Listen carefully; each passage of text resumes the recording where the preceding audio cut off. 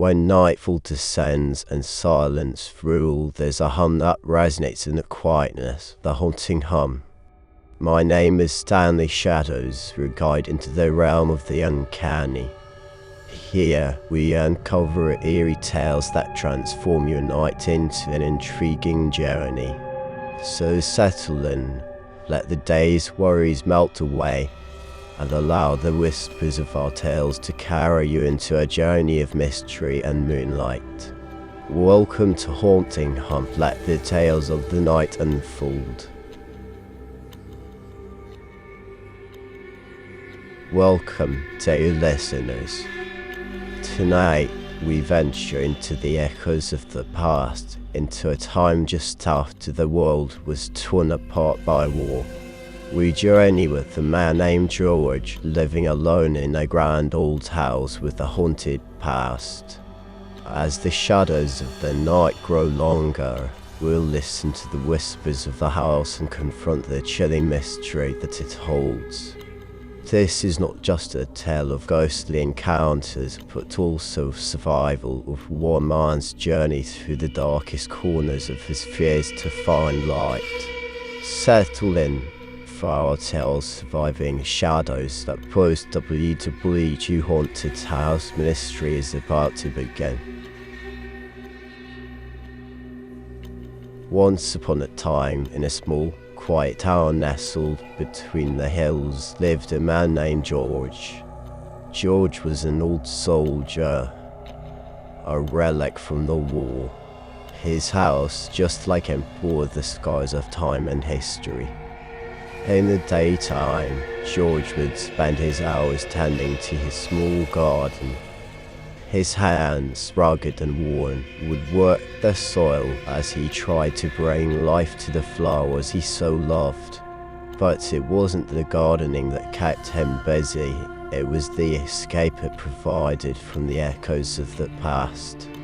As the sun would set, and the sky painted itself in shades of red and orange, the echoes would grow louder. He could hear the distant sounds of gunfire, the screams of his fallen comrades, the roar of the planes. The war was long over, but for George, it lived on. In his home, he was surrounded by reminders of his past. Medals of bravery, old photographs, and a worn-out army uniform. They were constant reminders of a time he wished he could forget. Yet he held on to them, a testament to the friends he'd lost and the memories he couldn't escape. Despite the pain, George was not a man of sorrow. He greeted every dawn with the hope that today the echoes would be a little quieter. He lived alone, but he was not lonely. His past kept him company, and his garden provided him hope. George's tale was just beginning. For in this quiet town, beneath the serenity, something was stirring. As the echoes from the past grew louder, a new chapter in his life was about to begin.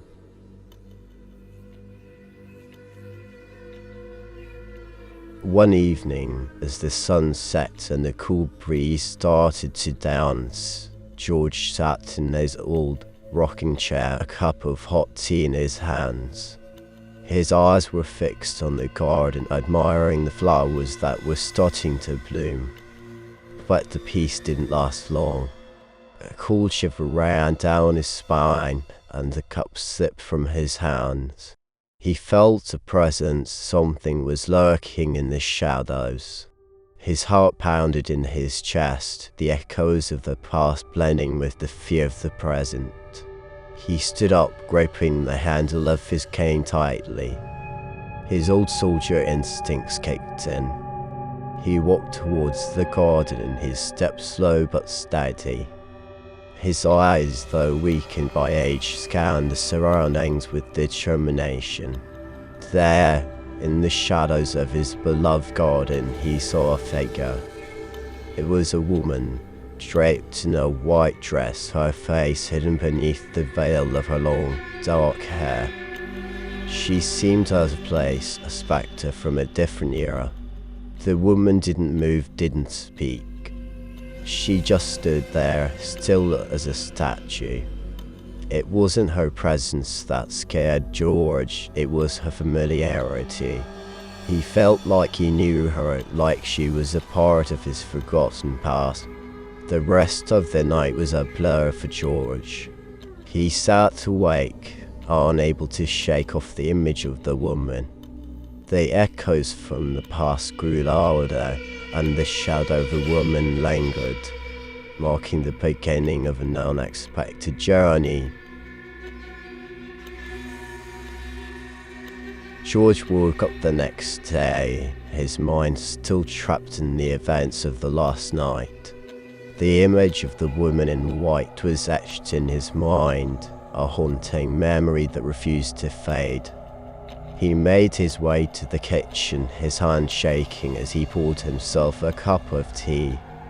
As he sat down at the table, he glanced at the old family photo sitting by the windowsill. His eyes landed on a familiar face, his late wife, Margaret. The resemblance between her and the woman from the garden was uncanny. Shivers ran down his spine as he started to piece together the puzzle. The woman in the garden, the echoes from the past, and now Margaret. Something was happening, something beyond his understanding. Storm clouds started to gather in the sky as the day progressed. An eerie silence settled over his house, a dreadful calm before the storm. The chirping of the birds, the rustling of the leaves, everything seemed to come to a standstill. The tension was palpable. George could feel the impending storm, both outside and within his heart. The peace and tranquility of his home had been shattered, replaced by an overwhelming sense of dread. Night fell, the storm began. Raindrops slashed against the windows, thunder roared in the sky. Amidst the storm, George waited, a sinking feeling in his heart. The echoes from the past had become a thunderous roar, and the woman in the garden was no longer just a memory.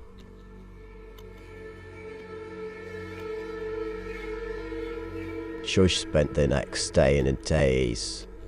The storm had passed but left behind a trail of chaos. His garden lay in ruins, the sight of it mirroring the turmoil within him. The strange occurrences, the image of Margaret and the woman, the storm, everything seemed like a bad dream. He tried to shake it off, tried to convince himself it was all a figment of his imagination. But the unease persisted, gnawing at him. Every creaking door, every whisper of the wind seemed to carry an ominous message. His once beloved home now felt like a house of horrors. He spent the day wandering around, a lost soul in his own home. His reflection in the mirror stared back at him, a gaunt, scared man. The man in the mirror was a stranger to him. The day turned into night, the darkness echoing his inner turmoil. He climbed into bed, his thoughts tormenting him. The quiet of the night was broken only by the ticking of the old wall clock. The room suddenly felt colder, his breath forming little puffs of smoke.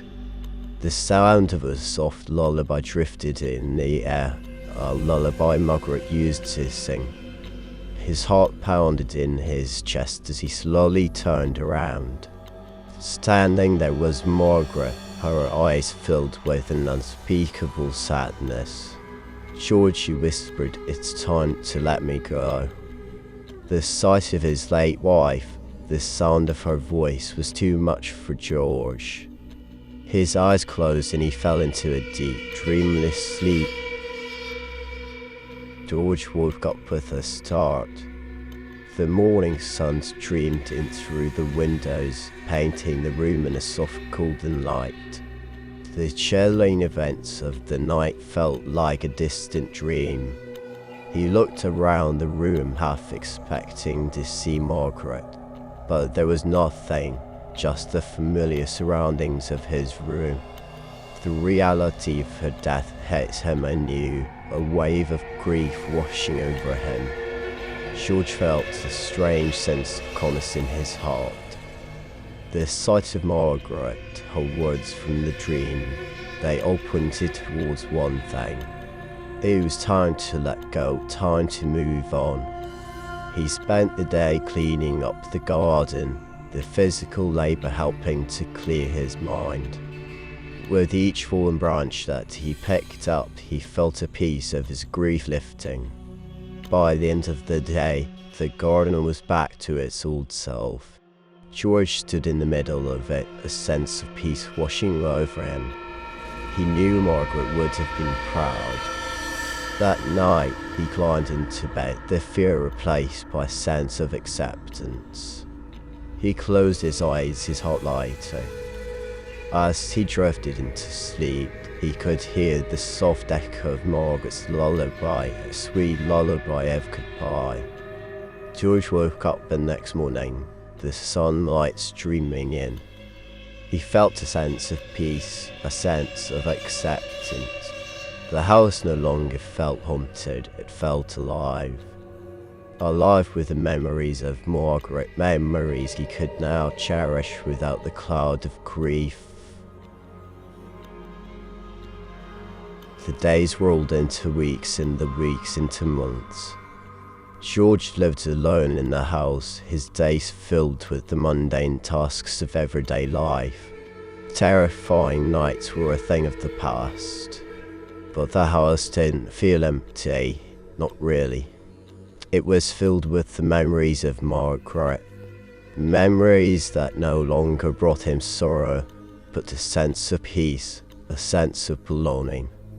He could often hear the faint sound of her laughter in the breeze, see her smile in the blooming flowers in the garden. Margaret was with him in every corner of the house, in every beat of his heart. George felt the weight of the past lifting off his shoulders. He was no longer haunted by the ghost of his past. Instead, he felt embraced by the warm memories of his life with Margaret. He was a changed man, a man who had looked into the face of fear and emerged on the other side. He had learned to let go, to accept, to live again. George had survived the darkest nights of his soul, and now the dawn seemed brighter, warmer. He was finally at peace with himself, at peace with his past. The house stood tall against the setting sun, a symbol of his journey. A journey from despair to acceptance, from fear to courage, from loss to love. George was home, truly home, and he knew he always would be.